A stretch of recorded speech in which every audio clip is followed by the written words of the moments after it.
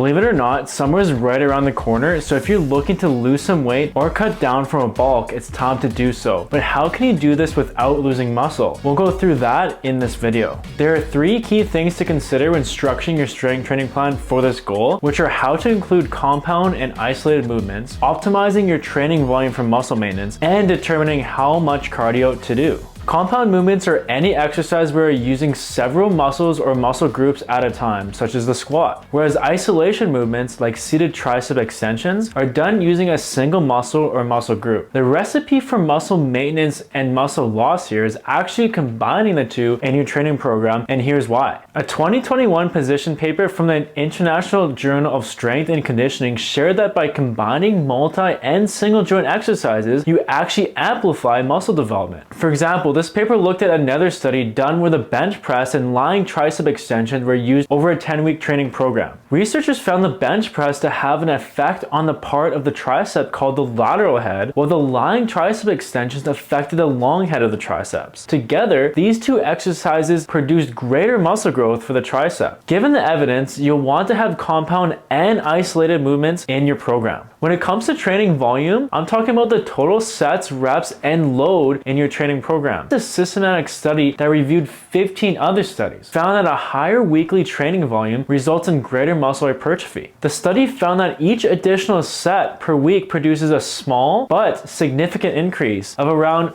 0.37% in muscle growth. Now I know what you're thinking. Luke, it's not even a full percent, but consider that we're talking about weight loss and muscle maintenance. The change in muscle growth cannot be ignored. Furthermore, a 2013 study surveyed 127 competitive amateur and national bodybuilders during the off-season phase. Bodybuilders commonly follow high-volume training routines such as a 5-day or 3-day training split, and additional techniques like supersets. The study found bodybuilders in the off-season perform 3 to 6 sets per exercise, 7 to 12 repetitions per set, and include 60 to 120 seconds of recovery, which is basically 1 to 2 minutes of rest. Given the evidence in both studies, following a higher training volume program will support muscle maintenance. Finally, let's dive into cardio. That same 2013 study found that high volumes of aerobic exercise can suppress both muscle and strength development. Specifically, it outlined a 9% decrease in mass during the pre-competition phase, which is in line with the 9 to 16% loss reported in other bodybuilding studies. With aerobic training being a problem for maintaining muscle mass, what do bodybuilders do? Well, 64% of them performed aerobic exercises during the off-season training phase, 1 to 2 times per week at low to moderate intensities for 30 to 60 minutes per week. Given the evidence, include low to moderately intense cardio in your training program once or twice per week for a total of 60 minutes per week.